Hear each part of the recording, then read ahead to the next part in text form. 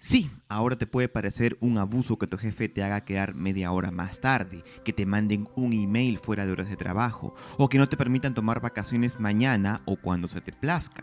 Pero esto antes era muchísimo peor.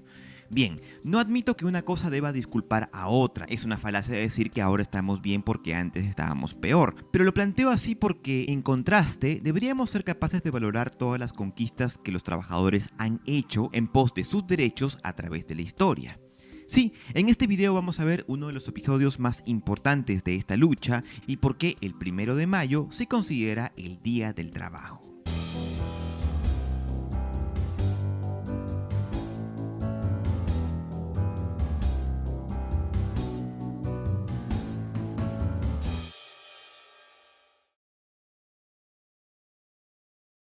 Bien, imagina un tiempo pretérito donde las condiciones laborales eran muy distintas a las que tenemos hoy en día. Más aún, imagina una sociedad mucho más polarizada, con una clase alta bien reducida y poderosa y una clase trabajadora muy necesitada de ingresos y marginada de toda legislación.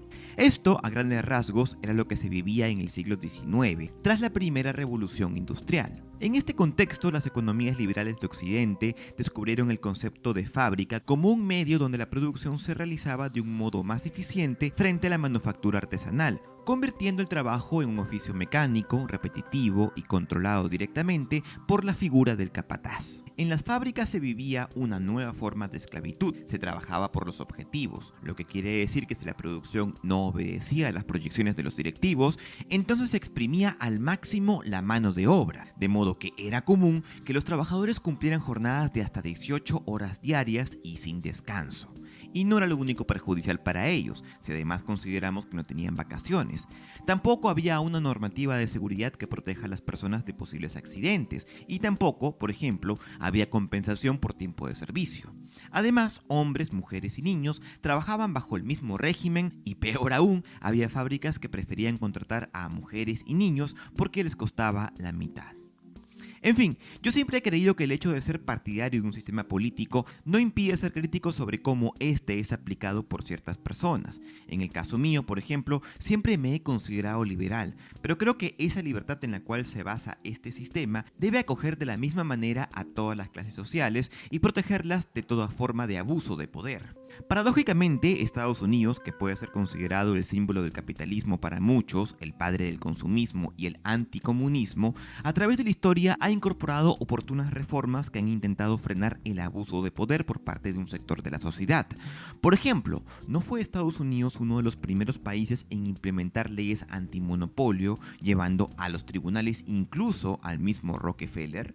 Bien, en la década de los 80 del siglo XIX, el presidente norteamericano Andrew Johnson promulgó la llamada Ley Ingersoll, por la cual se establecía la jornada de 8 horas laborables. Naturalmente, entre los grandes capitalistas, esta ley no se había cumplido y las condiciones laborales en las fábricas seguían siendo deplorables. De esa manera, el 1 de mayo de 1886, 200.000 trabajadores iniciaron una huelga en Estados Unidos, y se calcula que otros 200.000 trabajadores estaban por llegar al paro, pero fueron retenidos por amenazas de sus empleadores o por pagos extras para no dejar las fábricas. El punto central de estas manifestaciones tiene lugar en Chicago, que por ese entonces era la segunda ciudad más grande de Estados Unidos, y ahí las condiciones laborales se dicen que eran peores que en otras ciudades. En Chicago las manifestaciones se prolongaron durante varios días. En este lugar las protestas se habían mantenido pacíficas hasta el día 3 de mayo, cuando un grupo de manifestantes se fueron hacia una fábrica cercana y agredieron a otros trabajadores que no habían acatado el paro. La policía entonces intervino e intentó reprimir una batalla campal que se estaba gestando y disparó contra los manifestantes. Algunas fuentes dicen que murieron 2 trabajadores y otras que murieron 6. Enfurecidos, los huelguistas dirigidos por el anarquista August Spies, Albert Parson y Samuel Fielden decidieron convocar un mitin al día siguiente en el Haymarket Square, donde asistieron entre 600 y 3.000 personas. Fue una jornada bastante larga que, según los periodistas, solo podía servir como preludio a una gran confrontación. En el punto más álgido de la noche, a las 10:30 p.m., la policía hizo su ingreso y le pide a los dirigentes que den la manifestación por terminada. En ese momento se dice que una bomba casera explotó y mató a un policía y dejó gravemente heridos a 6. Después de la explosión de la bomba hubo un intercambio de disparos entre la policía y los manifestantes. El historiador Paul Aldrich sostiene que la policía disparó contra los trabajadores que huían, matando a 4 e hiriendo a unas 70 personas. De ese modo, el resultado final fue que 7 policías y al menos 4 trabajadores fueron asesinados en el conflicto. Se arrestaron además a 7 manifestantes y luego se juzgaron a 8.